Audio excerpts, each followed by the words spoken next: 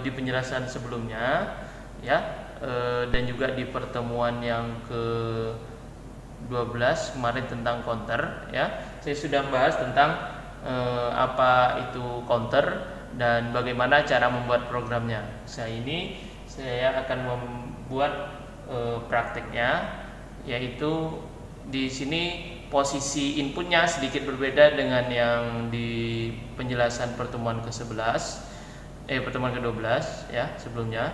Itu dimana ada posisi ya, yang saya buat itu inputnya di 0.1 sama 0.2. Sekali ini saya rubah karena apa? Karena ini beberapa tombol nampaknya tidak agak ada gangguan gitu, jadi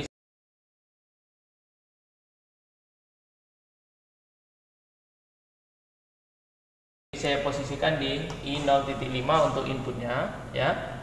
Ini input, saya pasang posisi inputnya ya. Ini saklar 1 di I0.5 ya. Terus saklar 2 nya ya kita pasang di I0.7 ya, I0.7 posisinya. Terus outputnya tetap di 0.1, outputnya tetap di 0.1. Ini saya buat di lampu ya. Jadi bagaimana nanti counter ini ya, kalau saya butuh untuk mengaktifkan counter, cara tahu kondisi mengaktifkan counternya yaitu dengan cara lampunya ini nanti akan menyala ya. Ketika saya mengaktifkan counter pertama kali, maka indikatornya adalah lampu menyala ya. Tapi setelah beberapa kali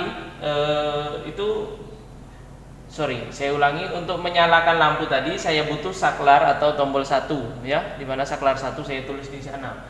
Terus untuk menghitungnya saya akan memanfaatkan saklar kedua atau tombol kedua, yang mana nanti pembahasannya tentang setelah 5 kali saya tekan tombolnya ya, atau diibaratkan kalau dia sensor itu 5 kali dia mendeteksi, maka lampu di sini akan mati atau tidak aktif lagi. Artinya outputnya akan tidak aktif ya.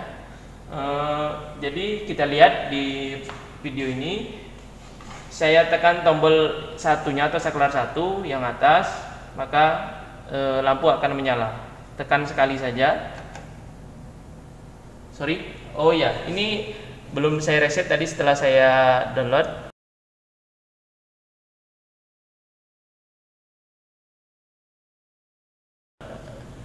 ya. Pindah kiri ya. Oke, saya mulai tekan tombol 1. Ini selalu ada gangguan ini.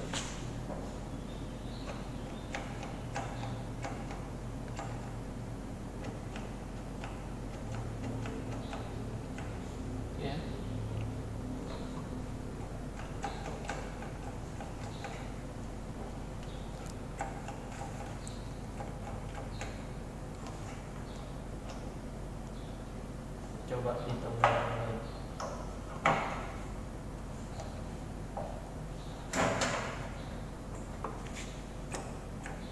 Ya, ini tombol satunya saya letakkan di sebelah sini ya.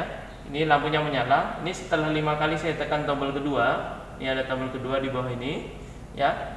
Tekan pertama 1, terus kedua, ketiga, keempat, kelima. Maka lampu akan mati ya. Itu maksudnya. Jadi kalau saya butuh mematikan sistem output tertentu dengan cara menghitung ya, setelah terhitung beberapa barang misalnya, maka saya gunakan counternya seperti ini. Jadi pada C1 nya tadi dibuat normally open ya.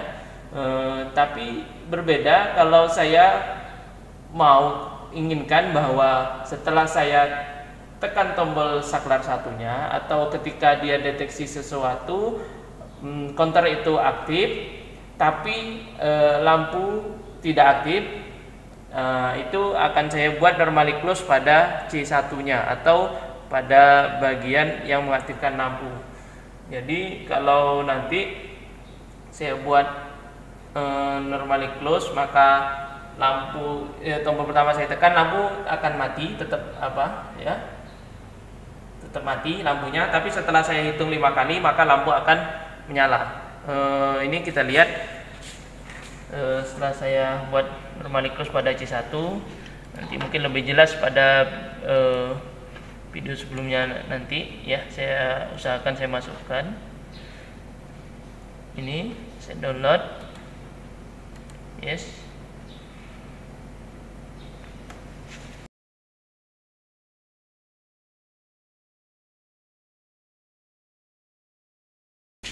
Oke, kita reset ya.